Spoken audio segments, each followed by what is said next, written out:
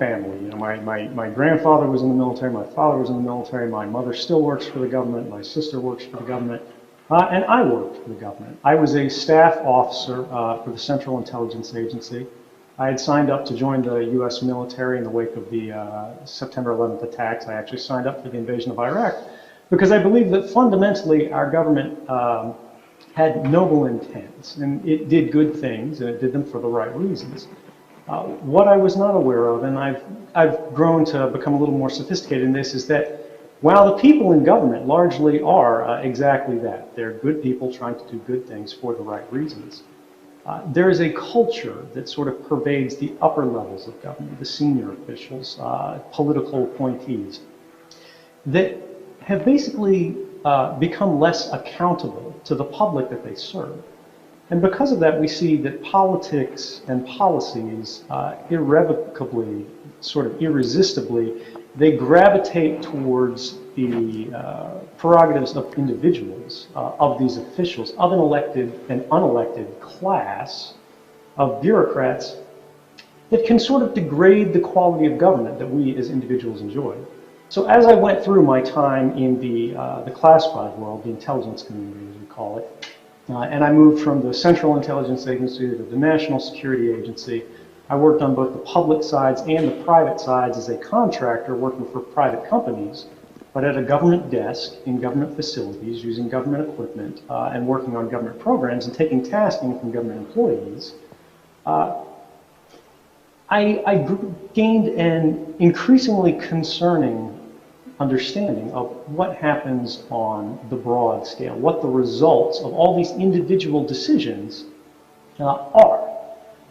And that's generally that when decisions are made in the dark, the quality of those decisions is reduced.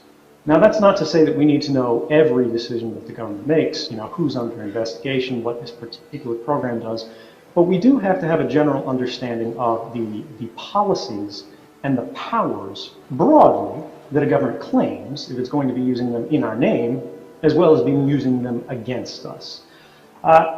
And ultimately, toward the end of my tenure at the NSA, I discovered that there were programs of mass surveillance that were happening beyond any possible statutory authority because these things were constitutionally prohibited. And I saw that these were things that never should have happened. They were initially authorized in the Bush administration, and that administration actually was fully aware in their own classified opinions in the Inspector General's report that those programs had no statutory basis. And so we saw developments where they were trying to authorize these under the president's powers. You know, they're using Article 2 powers, where basically the president says, we're at war, I can do basically whatever I want. Now, that may sound like a great idea and be an important power in times of total war, in times of existential threat. But we don't have U-boats in the harbor. We don't have, you know, foreign armies marching on American soil. We haven't seen total war policies in the United States since World War II. And so we have to ask, why were these decisions being made? Why was the public not allowed to participate in the debate? And why is it that even within the separate branches of government, officials were not aware of this? Within the executive branch, you know, in the intelligence community, many of my coworkers who also had top secret clearances, high-level accesses, were unaware that these things were going on. The vast majority of Congress had no idea that these programs had been instituted or were being maintained. Even those on the intelligence committees in both the Senate and the House were not fully briefed. Only the gang of 8, that'd be the chairs, the ranking members, and then the majority and minority leaders for both houses, are briefed on so-called covert action programs and things like that, exceptionally compartmented programs. And the courts have increasingly, in the wake of the post-9/11 period, become reluctant to scrutinize any decisions or programs that were constitutionally questionable, saying that they lacked the expertise or the positioning or what it ultimately boiled down to was the political willingness to confront difficult questions to which there may or may not be right answers once they're right and wrong. So this led me to stand up and say something about it. And I worked with American journalists and American news outlets to make sure that the public had an ability to make decisions about where the lines in this program should be drawn. Many people are familiar with the story since then. It's still ongoing. The reporting continues. But the ultimate basis are that many people consider the last year's surveillance of unconstitutional activity at the NSA and so on and so forth to be ultimately about surveillance and mass surveillance. And that is a critical issue, and it's the one with which I'm most familiar, and I saw the greatest wrongdoing.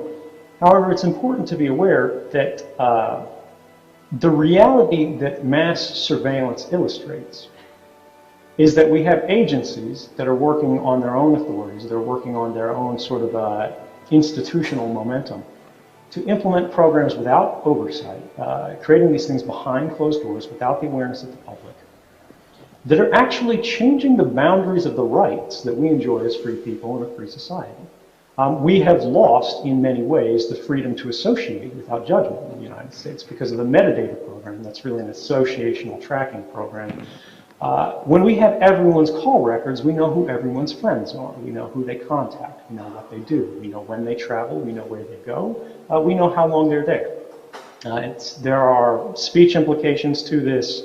There are obviously privacy implications to this.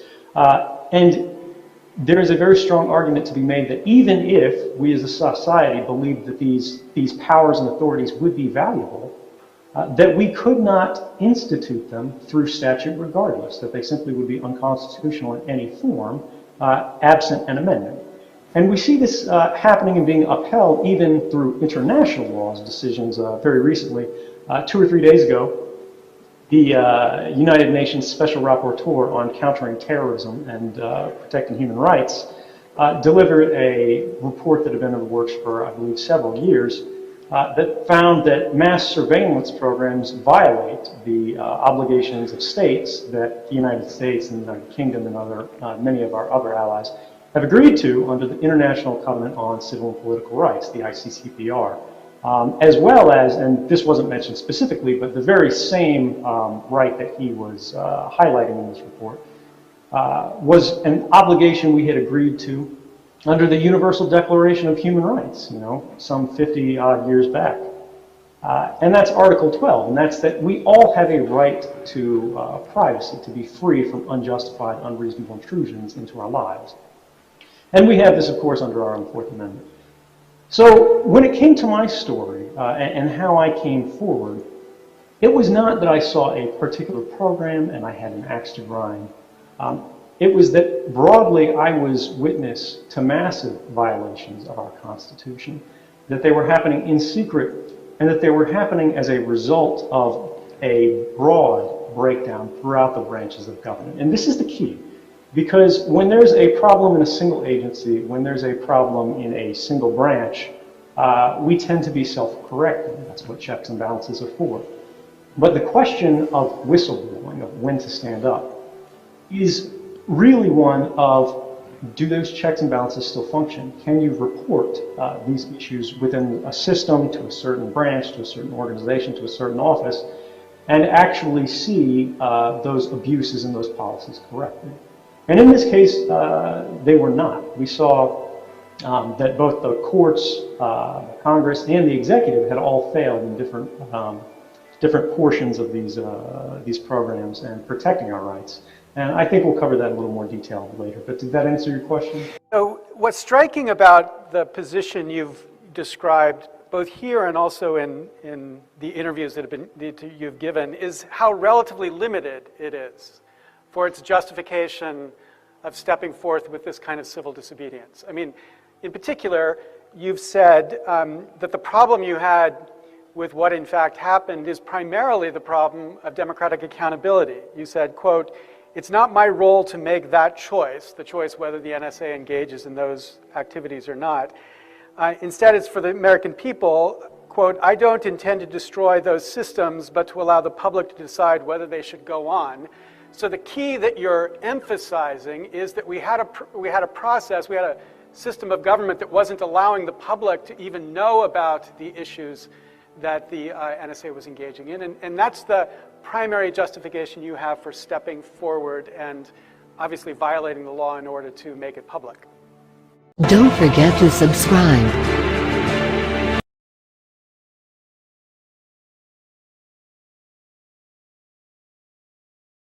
Edward Snowden believed that the government fundamentally had noble intents, as did the American people.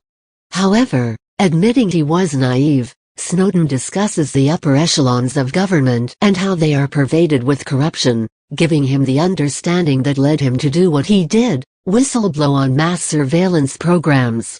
Snowden insists that the importance of the citizen in having the right to know and understand the policies that govern us, namely, one in particular, surveillance, and that this right is vital to our democratic functioning.